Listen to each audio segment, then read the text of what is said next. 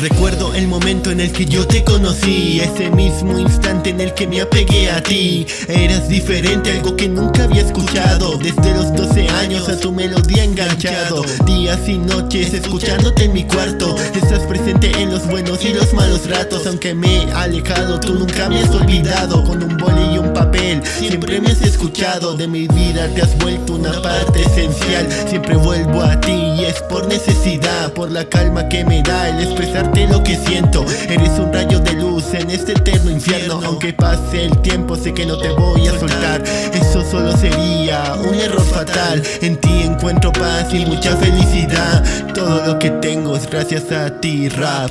Desde la primera vez quedé enganchado a tu sonido, enamorado. Parte de mi vida has formado, a mi lado siempre has estado.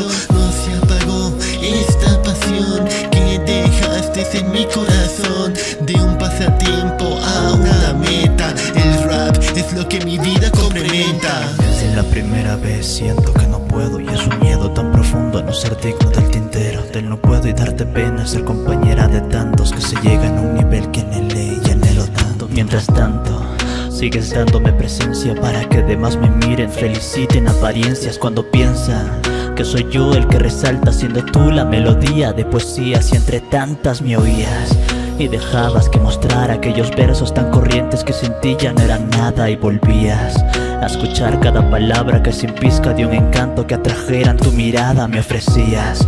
Un universo tan complejo donde nace la rareza de un pensar que vive lejos sin complejos, donde escucho lo que expresas es un bombo y una caja quien despeja mis tristezas. Desde la primera vez quedé enganchado a tu sonido, enamorado. Parte de mi vida has formado, a mi lado siempre has estado. No se apagó esta pasión que dejaste en mi corazón. De un pasatiempo a una meta, el rap es lo que mi vida complementa. Es tan ajena la ilusión de sentarte a intentar hablar con el corazón y ser real. Y dentro de tu imaginación sentimientos nacerán, y por dentro una ilusión que crece. Desde la primera vez quedé enganchado a tu sonido, enamorado. Parte de mi vida has formado,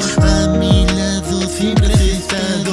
No se apagó esta pasión que dejaste en mi corazón. De un pasatiempo a una meta, el rap es lo que mi vida complementa. Es tan ajena la ilusión de sentarte a intentar hablar con el corazón y ser real. Y dentro de tu imaginación sentimientos nacerán, y por dentro una ilusión que crece.